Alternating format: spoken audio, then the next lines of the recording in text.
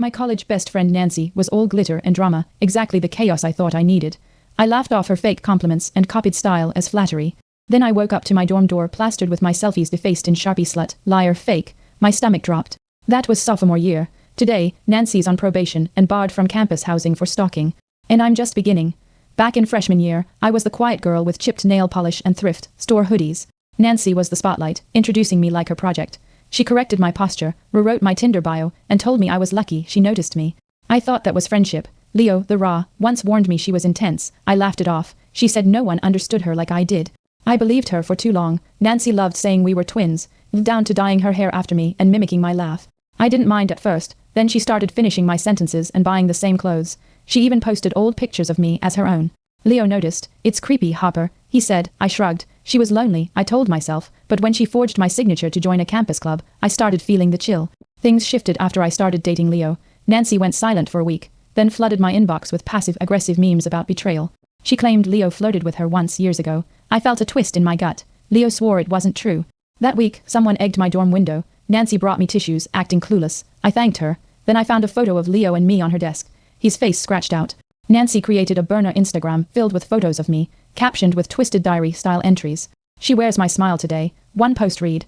I didn't know who made it until Leo traced the email linked to it, Nancy's old Yahoo. When confronted, she cried, saying it was a joke. Campus security said it wasn't serious enough to act. I started locking my room even when I went to brush my teeth. I couldn't sleep. One night, I found Nancy in my bed, curled up and crying.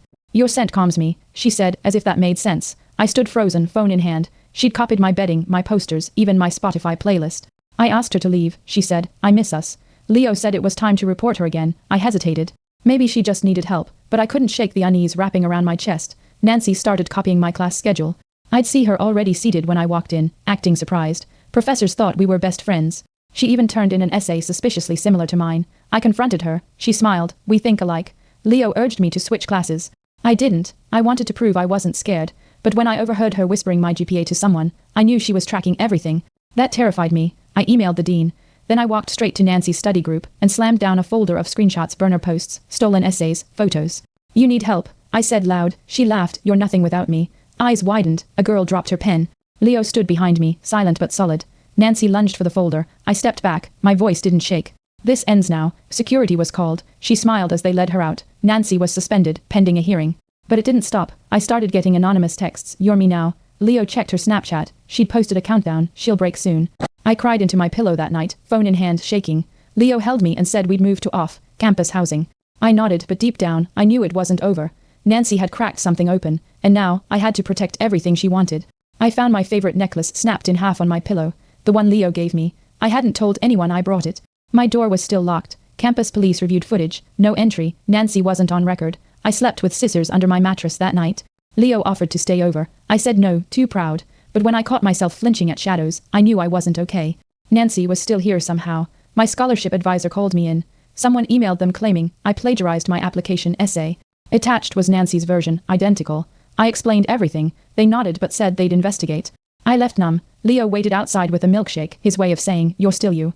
I wanted to believe that. But Nancy wasn't just mimicking me anymore. She was erasing me. I couldn't let her win, not when I had finally started liking myself. I broke down at the counseling center. She's taking my life, I said between sobs. The therapist said, obsession like hers isn't about you. It's about what she lacks. That helped. A little. I decided to file a no-contact order. Leo helped draft the affidavit. That night, I cut off my dyed hair. Nancy's favorite look. I stared in the mirror. This face was mine. For the first time, I wanted it back. I thought things would calm down. But Nancy filed a counter. Complaint alleging harassment, saying asterisk I asterisk copied asterisk her asterisk. She even brought her mother to a mediation. Her mom glared at me like I was poison. Nancy's the victim here, she hissed, my hands clenched under the table. Leo whispered, we have proof. But Nancy's theatrics, the sobbing, the fake tremble, it shook me. The mediator said we'd need an extended investigation. I felt like I was sinking again. Leo uncovered old forum posts, Nancy asking how to fake mental illness for legal sympathy. We submitted them. The college lawyer said it helped but didn't prove harassment. That night, someone slashed Leo's bike tires. Nancy posted a vague tweet. People should mind their business. I sat on my floor, breathing shallow. I wanted to scream. Leo taped his tires silently. She's losing control, he said, but it felt like she was gaining ground again. Nancy emailed my internship coordinator pretending to be me, saying I'd dropped out. They called to confirm. I barely held it together. When I showed them the email headers, they froze. This is criminal, they said. That word gave me strength. I reported everything to campus police again with Leo beside me. This time, they connected the dots. A restraining order was issued. Nancy vanished from social media, but I knew this wasn't her endgame yet. We moved off campus, hoping for peace. I changed numbers, but one night, Leo found a burner phone taped under his car. There were photos of us, sleeping, eating, studying tagged with times. I gagged. Campus police handed it to the local force. That's when a detective got involved. Nancy had been using a hidden camera system in our old dorm. The images matched her laptop files. She was arrested. I should have felt safe, but I didn't, not yet. Nancy's parents begged for leniency. She's sick, they said. The court recommended psychiatric evaluation. My testimony was shaky but clear. I read the messages, the mimicking, the stalking. Nancy didn't look at me once. When they escorted her out in cuffs, she whispered, "You made me like this." I almost believed her. But Leo took my hand, grounding me. The judge granted a long-term restraining order. I walked out breathing easier, but not fully free. Not yet. Nancy started mailing letters from her psych ward. Long ones. Pages of delusions, alternate realities where we were married, had children. I returned them all unopened. Leo scanned the envelopes before I saw them. One had a drawing of me, sobbing in chains. I couldn't sleep. The college offered therapy. I went. Finally, there, I said the words. She violated every piece of me. It felt like vomiting poison. But it also felt like cleansing. A month later, Nancy tried escaping her facility. She didn't get far. But it shook me. The detective called to update us. Nancy was being transferred to a more secure location. Leo held me while I cried. I hated how one person could haunt so many spaces in my life, but I also saw how far I'd come. I wasn't hiding anymore. I walked campus without looking over my shoulder. My shadow didn't belong to her. I presented my senior thesis on identity reconstruction through trauma. Nancy inspired it, though I never said her name. Afterward, a girl approached me crying, "That's my story too," she whispered. We hugged. That night, I opened a new Instagram, not about curated perfection, but truth. Healing. I shared snippets, photos of hair regrowth, therapy notebooks, laughter with Leo. Strangers messaged me, thanking me. I realized I wasn't just surviving anymore. I was reshaping everything Nancy tried to destroy. Leo surprised me with a weekend away. Cabin, no service, just trees. At first, I panicked without Wi-Fi. What if Nancy wrote again? But slowly, I breathed deeper. We made pancakes. I read paperbacks. I danced barefoot in the rain. One night, I whispered, "I feel like me." Leo kissed my forehead. "You are." I didn't check my phone once. That weekend, I didn't just rest. I reclaimed my joy. No shadows followed me back. Nancy's last attempt came quietly, a fake obituary online claiming I died. Friends panicked. My mom called sobbing. I filed a police report. The site was traced back to a proxy server, but nothing definitive. Still, it rattled me. Leo sat me down and asked, "Do you want to change your name?" I shook my head. No, she doesn't get to erase me. We lit a candle that night, not for grief, but for reclamation.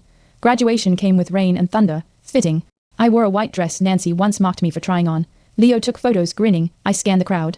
No sign of her, but I didn't flinch. My name rang out. Applause. I walked with my chin high, feeling the robe cling like armor. That night, I burned the last letter she ever sent. Watching the ashes swirl, I whispered, "You don't get to follow me anymore." A year passed. I published an article about psychological mimicry and toxic friendships. It went viral. Messages flooded in, stories from women, men, even therapists. One said, "Your words saved me." I cried, overwhelmed. Leo framed the headline. I hung it above my desk. Nancy's name wasn't in it. She didn't deserve legacy, but her damage became the catalyst for something better. I wasn't just healing. I was helping others break free from their own shadows. I started hosting small support circles at a local center. No therapists, just survivors sharing. One night, a girl with blue hair spoke about a roommate who tracked her every move. Her voice trembled. I handed her tea and said, "I believe you." That night, I wrote in my journal, "Nancy didn't silence me. She amplified me." The page trembled from my hand, but I didn't. That was strength. I finally knew what reclaiming power felt like. Leo proposed with a simple ring and a letter. For the girl who rebuilt herself. It read, "I didn't cry, I laughed. We danced on our porch barefoot, the same way I had in the rain." Nancy never touched this part of me. She couldn't. Our wedding was small. Just family and people who saw me rise. I wore lavender, not white, because this wasn't about purity. It was about survival, and I had survived beautifully. Months later, a podcast invited me to speak. At first, I hesitated, what if Nancy heard? But then I remembered the girl with blue hair, the DM, the journal entry. So I said yes. I spoke not of Nancy but of Harper, the girl who found herself in the wreckage. I ended with, "You are not crazy for noticing the cracks." The host cried. After it aired, more emails came. Survivors, seekers. I'd become someone worth finding. I returned to campus to guest speak. Walking those halls, I half expected to see her. But instead, I passed my old dorm, now renovated, repainted. A new girl lived in my room. She smiled at me, unaware of its history. That made me smile back. Inside, I spoke to freshmen about boundaries and identity.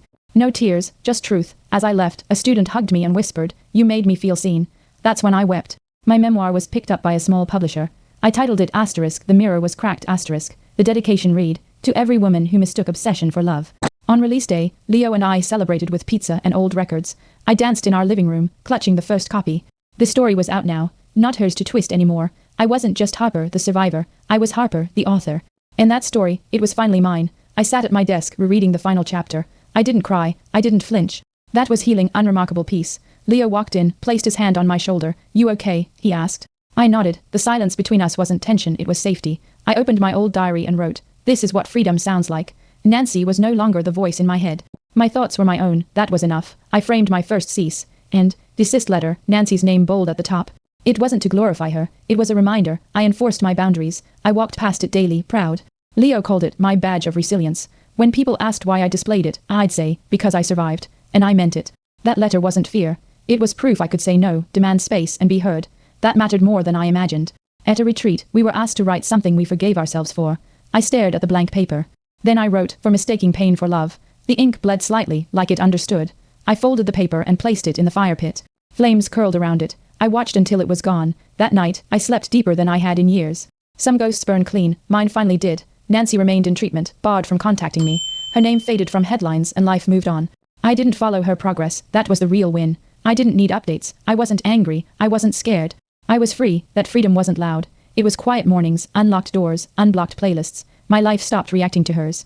That peace, I earned it. Leo and I built a life where laughter outshouted memories. We adopted a dog, painted our walls yellow, and planted wildflowers. Sometimes, scars tingled, but they didn't ache. We threw away the deadbolt key. "We're home," Leo said, watching me dance in our kitchen. I wasn't looking over my shoulder. I was looking ahead. Healing wasn't a finish line. It was a rhythm I learned to live in. I teach creative writing now. My students don't know the whole story, but they see my strength. Write like your voice matters, I tell them. One girl stayed after class and whispered, "You helped me find mine."